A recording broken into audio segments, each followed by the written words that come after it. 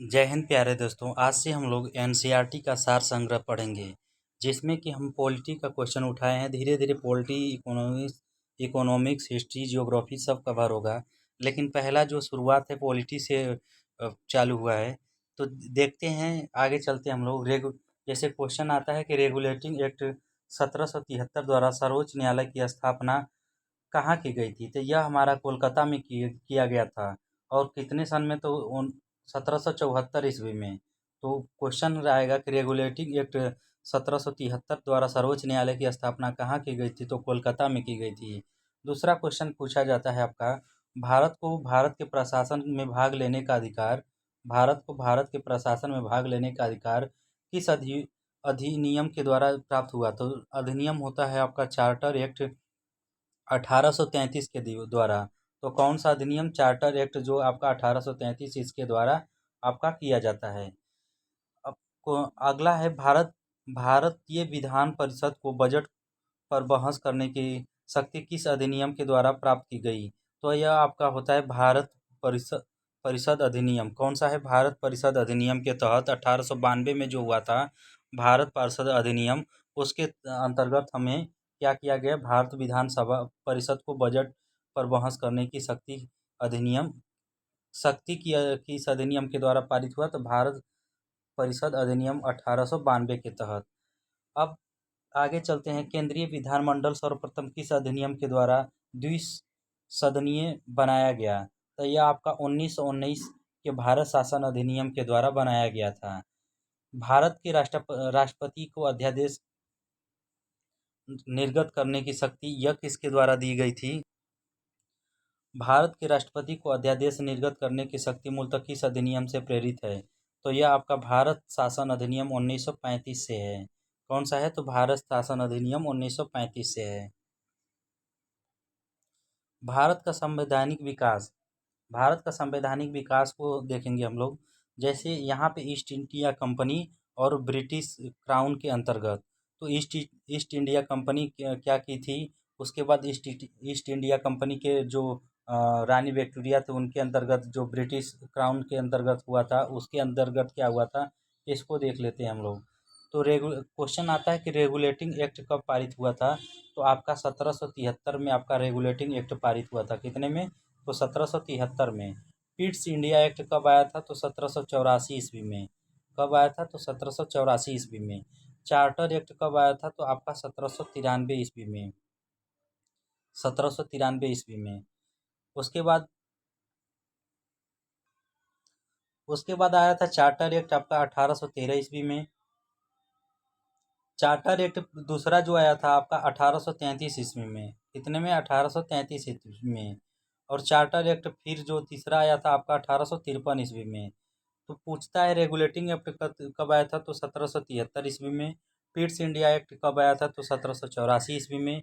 Charter act कब आया था? तो पहला तो 1793, चार्टर एक्ट दूसरा तो 1813, चार्टर एक्ट तीसरा तो 1833 में, और चार्टर एक्ट 1853 में। लेकिन सबसे इम्पोर्टेंट जो है ये आपका दो इम्पोर्टेंट है। कौन कौन सा? तो आपका हो गया रेगुलेटिंग एक्ट और पिट्स इंडिया एक्ट जो है। हमें तो सारा याद रहेगा नहीं, तो हम बस दो याद करेंगे। एक याद करेंगे रेगुलेटिंग एक्ट जो है कि 1773 में, और पिट्स इंडिया एक्ट जो है आपका 1784 में। ये दो याद इम्पॉर्टेंट है, याद कर लेंगे। रेगुलेटिंग एक्ट कब आया था? 1773 में। पिट्स इंडिया एक्ट कब आया था? तो 1784 में। अब जो ब्रिटिश क्राउन का शासन था उसके अंतर्गत क्या आया था? तो भारत शासन अधिनियम आया था। भारत शासन अधिनियम क्वेश्चन पूछता है कब आया था? तो 1858 ईस्वी में। अब आता है भारत परिषद अधिनियम कब आया था? तो 1861 ईस्वी में। भारत परिषद अधिनियम कई हैं आपके। तो यहाँ पे बस हम याद करेंगे भारत शासन अधिनियम 1858 में। और उसके बाद भारत शासन अधिनियम आपका एक आया था 1935 में। ठीक है, तो ये उनके अधिनियम थे। तो पहला पूछता है कि भारत शासन अधिनियम कब आया था? तो 1858 में। भारत परिषद अधिनियम कब आया था? तो 1861 में। भारत परिषद अधिनियम उसके बाद 1892 में। भारत परिषद अधिनियम 1909 में। भारत शासन अधिनियम 1919 में। केंद्र में द्वैत शासन व्यवस्था केंद्र में द्वैत शासन व्यवस्था किस अधिनियम द्वारा लागू की गई थी? तो यह था भारत शासन अधिनियम 1935 के अंतर्गत आपके केंद्र में द्वैत शासन व्यवस्था अधिनियम पारित हुआ था। तो अधिनियम के द्वारा? तो भारत शासन अधिनियम 1935। क्वेश्चन पूछता है ब्रिटिश भारत में किस अधिनियम से में संघीय शासन का प्रावधान था? तो यह आपके भारत शासन अधिनियम ये भी 1935 के अंतर्गत ही था। अखिल भारतीय संघ स्थापित करने का प्रावधान किस अधिनियम के द्वारा था? तो यह भी भारत शासन अधिनियम के द्वारा था 1935 के अंतर्गत। भारतीय संघ की स्थापना किस अधिनियम के था? तो भारत शासन अधिनियम 1935 के अंतर्गत। भारत के संविधान के केंद्र और राज्यों के मध्य किया गया शक्तियों का विभाजन किसके द्वारा होता है? तो यह भी आपके भारत सरकार अधिनियम के द्वारा। यह किसके द्वारा होता है? तो भारत सरकार अधिनियम के द्वारा। भारत में केंद्र और राज्यों के बीच शक्तियों का बंटवारा जो होता है किसके अंतर्गत होता है? तो भारत सरकार अधिनियम द्वारा। भारत सरकार अधिनियम द्वारा होता है। ठीक है, इसको हम लोग ध्यान से देखेंगे। अब आता है एक निर्वाचन संविधान द्वारा भारत के संविधान का निर्माण करने का प्रस्ताव किसके द्वारा दिया गया था? तो एक क्रिप्स मिशन के द्वारा दिया गया था। किसके द्वारा? तो क्रिप्स मिशन के द्वारा आपका क्या दिया गया था? तो निर्वाचन संविधान द्वारा भारत संविधान का निर्माण करने का प्रस्ताव किसके द्वारा दिया गया था? तो एक क्रिप्स मिशन के द्वारा दिया गया था। भारत संविधान का गठन किस अंतर्गत किया गया था? तो कैबिनेट मिशन 1946 के अंतर्गत। कैबिनेट मिशन आपके 1946 के अंतर्गत क्या किया गया था? तो आपका भारतीय संविधान सभा का गठन करने के लिए कैबिनेट मिशन का गठन किया गया था। किसके अंतर्गत? तो आपका कैबिनेट मिशन 1946 के अंतर्गत किया गया था संविधान का गठन। अब आता है कैबिनेट मिशन द्वारा प्रस्तुत योजना के अनुसार संविधान सभा के प्रतिनिधियों का निर्वाचन किस अनुपात में था? तो 10 लाख जनसंख्या पर एक सदस्य। कितने पे था? तो 10 लाख जनसंख्या पर एक सदस्य था। अब आगे आते हैं भारत संविधान का निर्माण करने वाली संविधान सभा के सदस्यों का चुनाव किसके द्वारा किया गया था? तो विभिन्न प्रांतों के विधान सभाओं के द्वारा किया गया था। किसके द्वारा? विभिन्न प्रांतों के विधान सभाओं के द्वारा किया गया था। अब देखेंगे अंतिम सरकार जो 1946 में था, तो सदस्य और उनके विभाग जो थे, जवाहरलाल नेहरू जो थे उन्हें क्या मिला था? तो राष्ट्रमंडल संबंध तथा विदेशी मामले, राष्ट्रमंडल और विदेशी मामले उन्हें मिला था। सरदार वल्लभ भाई पटेल को क्या मिला था? तो गृह, सूचना एवं प्रसारण। सरदार वल्लभ भाई को गृह और सूचना एवं प्रसारण। डॉक्टर राजेंद्र प्रसाद को क्या मिला था? तो खाद्य एवं कृषि मंत्री। जॉन मथाई को उद्योग एवं नागरिक आपूर्ति मिला था। जगजीवन राम को श्रम का मिला था। सरदार वल्लभ भाई पटेल को क्या मिला था? रक्षा के लिए। लियाकत अली खान को मिला था वित्त मंत्रालय। और श्री राजगोपालाचारी को मिला था शिक्षा एवं कला। शिक्षा एवं कला किसको मिला था? श्री राजगोपालाचारी को। भारत की संविधान सभा की पहली बैठक कब हुई थी? तो 9 दिसंबर 1946 को हुआ था। कब हुआ था? तो भारत की संविधान सभा की पहली बैठक कब हुआ था? तो 9 दिसंबर 1946। आपका 9 दिसंबर 1946 में हुआ था। ठीक है, कितने में? तो 9 दिसंबर 1946 में हुआ था आपका भारतीय संविधान सभा की पहली बैठक। भारतीय संविधान का प्रथम प्रारूप कौन दिया था? तो NV राव। कौन दिए थे? तो सर BN राव। कौन दिए थे? तो सर BN राव दिए थे। BN राव आपके इसका पहला प्रारूप जो था BN राव द्वारा तैयार किया गया था। तो ये क्वेश्चन बार बार पूछा जाता है कि भारतीय संविधान का प्रथम प्रारूप किसने दिया था? तो BN राव ने दिया था। अब आता है संविधान सभा का अस्थायी अध्यक्ष किसे चुना गया था? तो अस्थायी अध्यक्ष आपके डॉक्टर राजेंद्र प्रसाद चुने गए थे। कौन चुने गए थे? आपके डॉक्टर राजेंद्र प्रसाद। अस्थायी पूछेगा तो सच्चिदानंद सिन्हा वहाँ पे हो जाएंगे। संविधान सभा में पंडित नेहरू द्वारा उद्देश्य कब प्रस्तुत किया गया था? तो उद्देश्य आपके नेहरू द्वारा 13 दिसंबर 1946 को। कितने? 13 दिसंबर 1946 को यह उद्देश्य प्रस्ताव प्रस्तुत किए गए थे। उद्देश्य प्रस्ताव किसने प्रस्तुत किया? तो आपके जवाहरलाल नेहरू ने। कब किया था? तो 13 दिसंबर 1946। अब आता है नेहरू द्वारा प्रस्तुत उद्देश्य प्रस्ताव संविधान सभा में कब स्वीकृत किया गया था? तो आपका ये स्वीकार जो हुआ था 22 जनवरी 1947 को। कब हुआ था? तो 22 जनवरी 1947 को। और इन्होंने कब प्रस्तुत किया था? तो प्रस्तुत किया था 13 दिसंबर 1946, लेकिन 22 जनवरी 1947 को यह क्या हुआ? आपका संविधान सभा में स्वीकृत हुआ, स्वीकार किया गया। तो यहाँ से दो क्वेश्चन बनते हैं।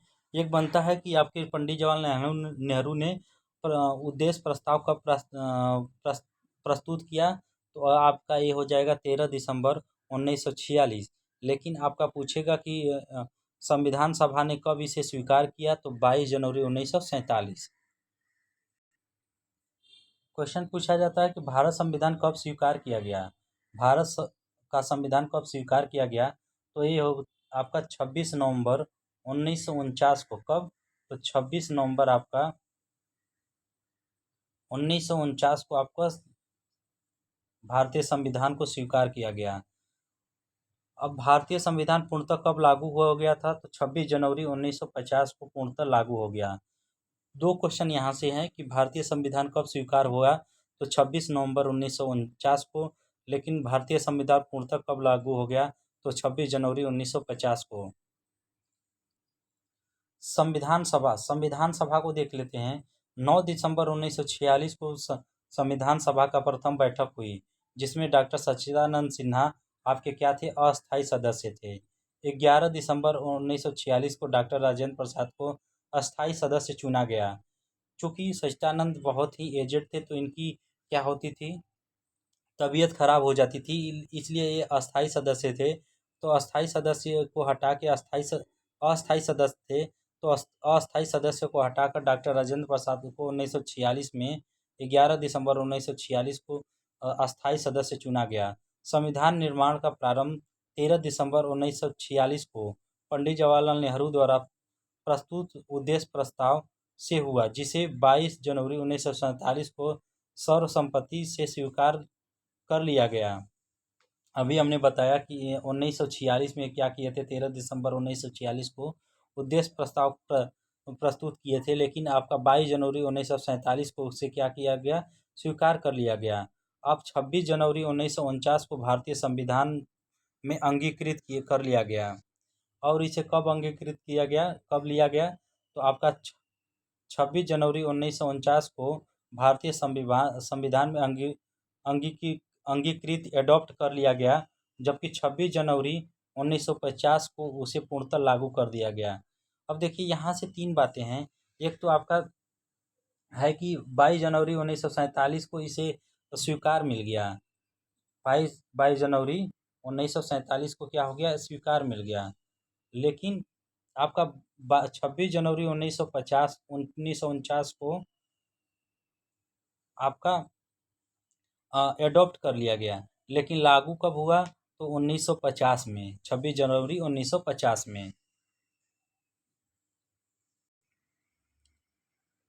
26 नवंबर 1949 को भारतीय संविधान किसके द्वारा अधिनियमित किया गया? तो भारतीय संविधान सभा के द्वारा। किसके द्वारा? तो संविधान सभा के द्वारा आपका अधिनियमित किया गया। जनगण मन को भारत के राष्ट्रगान के रूप में कब अपनाया गया? तो आपका 24 जनवरी 1950 को जनगण मन को राष्ट्रगान के रूप में अपनाया गया। बहुत ही इम्पोर्टेंट क्वेश्चन है कि जनगण मन को राष्ट्रगान के रूप में कब अपनाया गया? तो 24 जनवरी 1950 को। आपका भारत सरकार द्वारा अशोक स्तंभ को राष्ट्रीय चिन्ह के रूप में कब आपका एडॉप्ट किया गया? तो या तो अंगीकृत किया गया।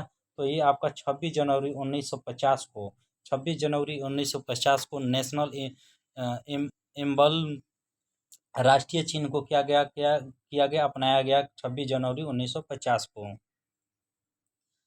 संविधान सभा की सलाहकार समिति के अध्यक्ष कौन थे? तो सरदार वल्लभ भाई पटेल थे। कौन थे? तो सरदार वल्लभ भाई पटेल थे।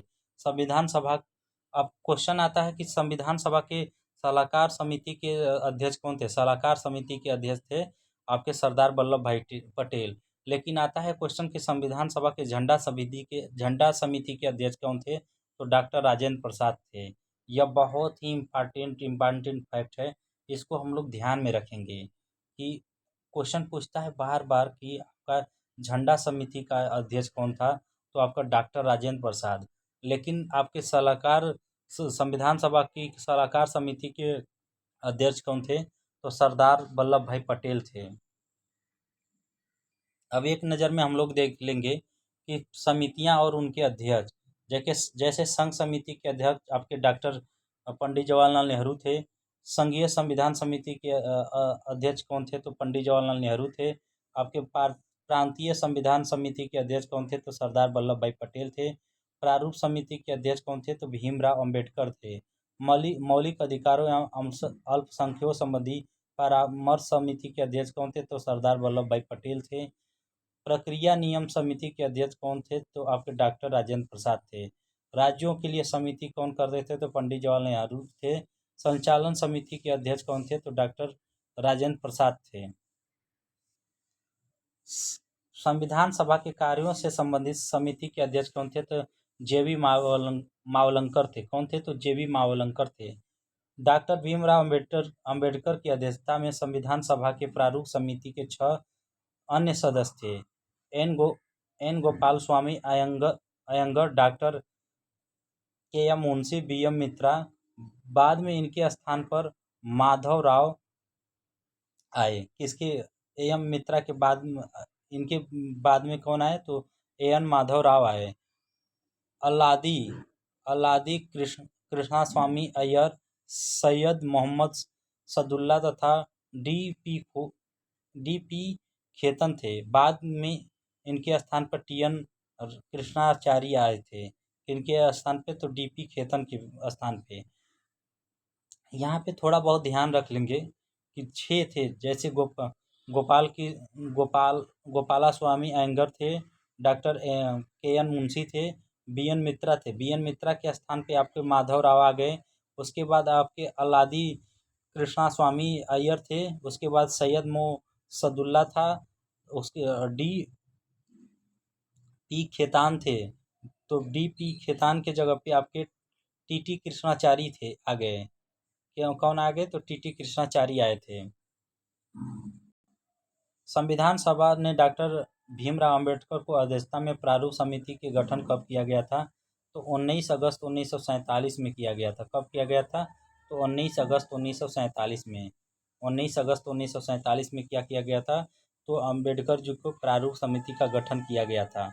डॉक्टर भीमराव अंबेडकर का संविधान सभा में निर्वाचन किस प्रेसिडेंसी में हुआ था? तो बॉम्बे प्रेसिडेंसी थी।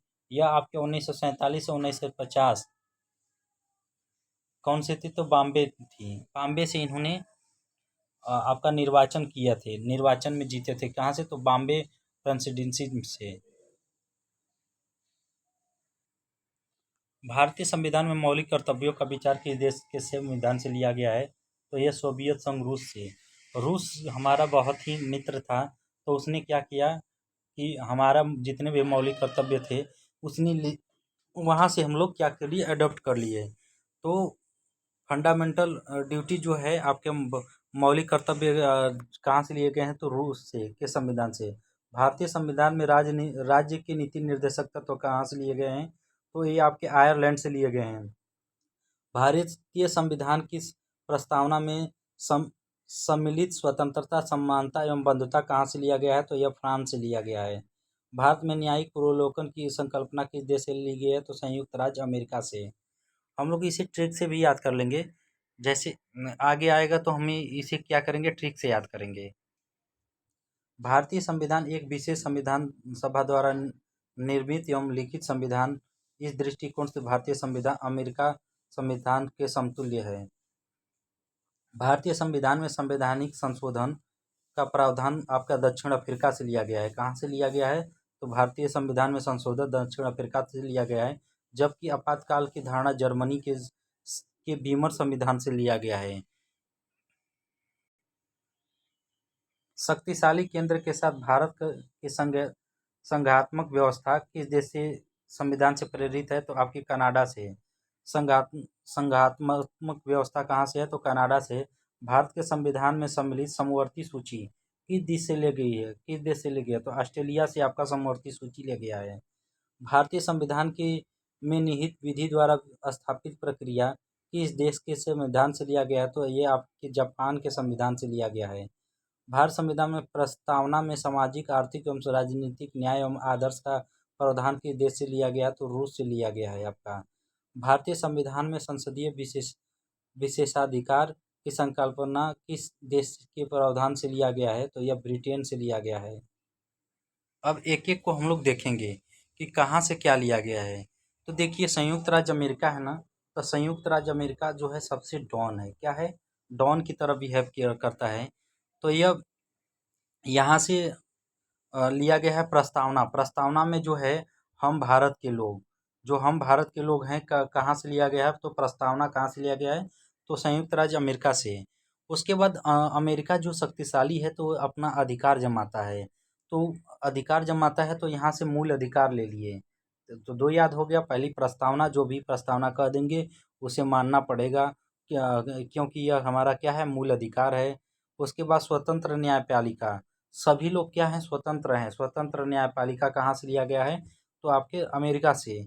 न्यायिक पुनर्वा पुनर्वालोकन, न्याय में जो दोबारा फेरबदल कहाँ से लिया गया है? तो आपके अमेरिका से है।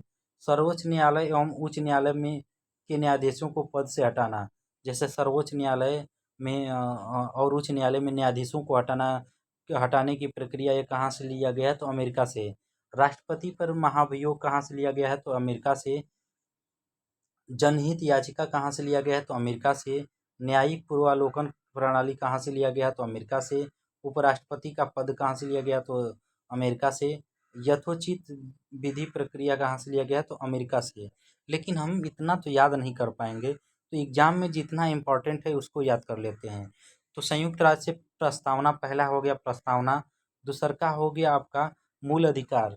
दूसर का, क्योंकि यह अधिकार जमाता है, डॉन की तरह रहता है, तो मूल अधिकार हो गया, प्रस्तावना हो गया। उसके बाद एक देख लेंगे राष्ट्रपति पर महाभियोग। राष्ट्रपति का महाभियोग कहाँ से लिया गया है? तो आपका अमेरिका से। राष्ट्रपति उपराष्ट्रपति का पद कहाँ से लिया गया है? तो ये अमेरिका से। उसके बाद न्यायिक पूर्वालोकन कहाँ से लिया गया है? तो यह आपके अमेरिका से। इतना हम लोग अमेरिका से याद कर लेंगे। अब देखिए, ब्रिटेन, ब्रिटेन चूंकि हमारे पे शासन किया था ना, तो ब्रिटेन की जो विधि का शासन होगा तो वो हम लोग अपनाएंगे ही। तो यहाँ से देख लेंगे, जो उसका जो शासन था वो हमने ले लिया, तो विधि का शासन हो गया ब्रिटेन से। और देखिए, संसदीय संसद बनाया था तो संसदीय शासन प्रणाली वहीं से ले लिए। नागरिकता, कैसे नागरिकता हम लोग प्राप्त करेंगे? तो एकल नागरिकता कहाँ से ले लिए? ब्रिटेन से ले लिए।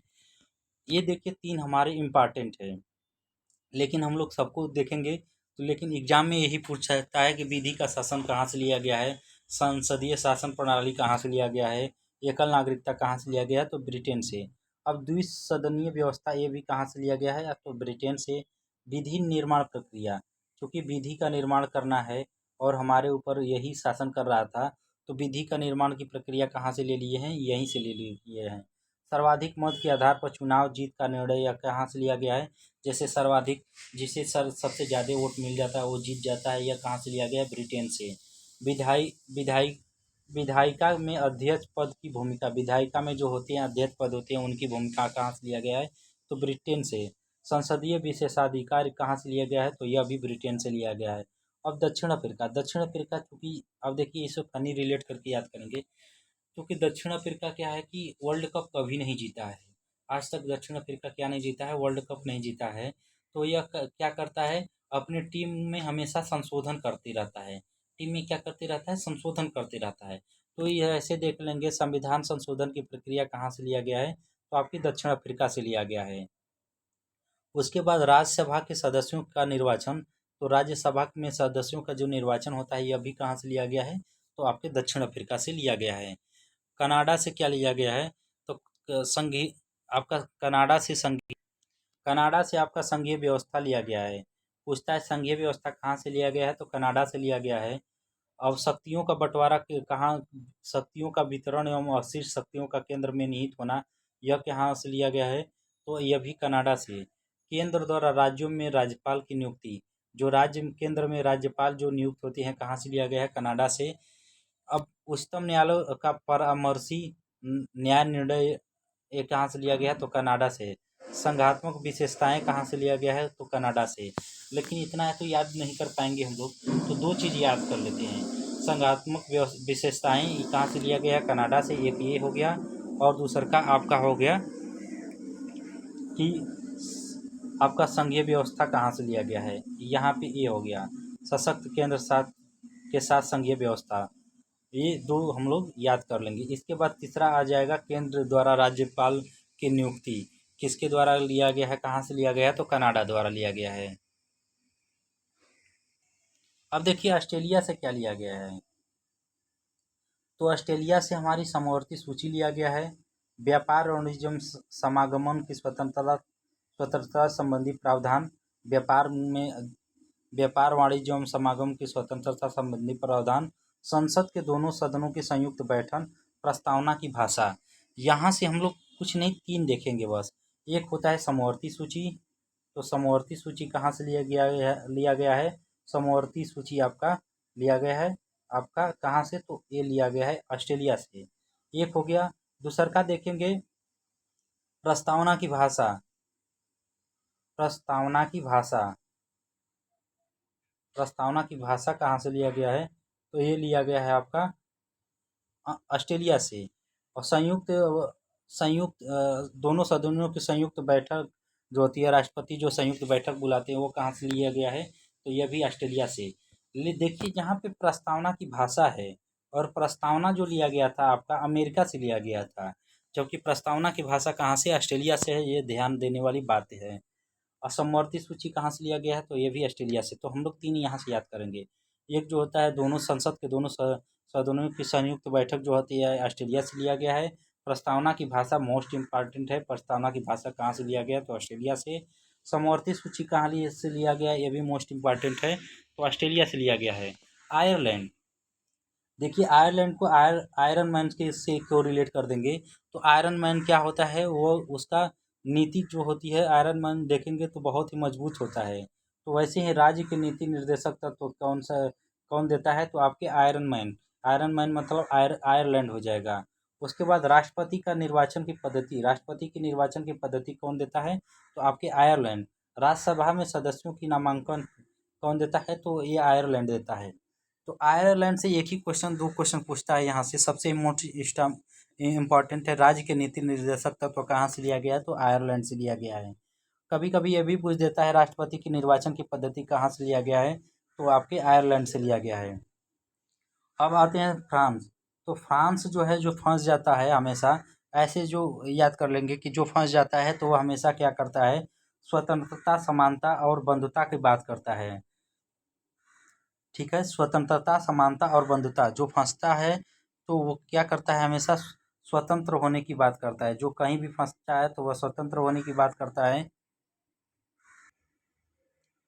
जो फंसता है वो क्या करता है? तो जो फंसता है हमेशा स्वतंत्र होने की बात करता है, स्वतंत्र होने की, समानता की बात करता है एवं बंधुता की बात करता है।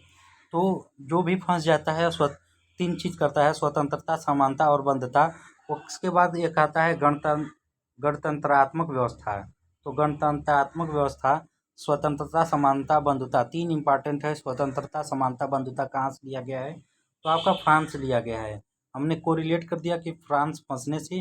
रूस देखिए, रूस जो है हमारा मित्र देश था। तो रूस क्या करता था? रूस बहुत ही अच्छा था। तो अपना कर्तव्य हमेशा पालन करने के लिए इंडिया पे तत्पर रहता था। तो मूल कर्तव्य हमने कहाँ लिया गया है? तो मूल कर्तव्य हमने रूस से लिया गया है, रूस से लिया है। प्रस्तावना में सामाजिक आर्थिक जो भी अच्छा काम करता है तो कौन करता है? तो रूस करता है। तो प्रस्तावना में सामाजिक एवं आर्थिक एवं राजनीतिक न्याय का आदर्श कहाँ से लिया गया है? तो ये भी आपका लिया गया है रूस से। तो एक मेन इम्पॉर्टेंट है मूल कर्तव्य। यहाँ पे जो मूल कर्तव्य है, मोस्ट इम्पॉर्टेंट है कि मूल कर्तव्य कहाँ से लिया गया है? तो यह मूल कर्तव्य आपका लिया गया है रूस से। जर्मनी। जर्मनी देखिए हमेशा क्या करता है? लड़ाई की बात करता है। तो जर्मनी, जबकि मनी रहती है तो मनी रहने पे हमारे पास घमंड रहता है। आग रहती है तो हमेशा हम लोग क्या करते हैं, आपातकाल की तरह व्यवहार करते हैं। क्योंकि हमें घमंड हो जाता है तो आपातकाल के समय मूल अधिकारों का स्थगन होना आपातकाल के समय यह क्या करता है, तो यह जर्मनी करता है। जर्मनी से आपातकाल की व्यवस्था लिया गया है। जर्मनी से क्या लिया गया है, तो आपातकाल की व्यवस्था लिया गया है। जापान से लिया गया है विधि द्वारा स्थापित प्रक्रिया। जापान से लिया गया है विधि द्वारा स्थापित प्रक्रिया। किससे लिया गया है, तो आपका जापान से लिया गया है। ठीक है, तो विधि द्वारा स्थापित प्रक्रिया कहाँ से लिया गया है, जापान से लिया गया है। ओके, जय हिंद, थैंक यू। यदि वीडियो अच्छा लगा हो तो वीडियो को लाइक करें और कमेंट में हमें बताएं कि कैसा लगा आपको। ओके, जय हिंद, थैंक यू।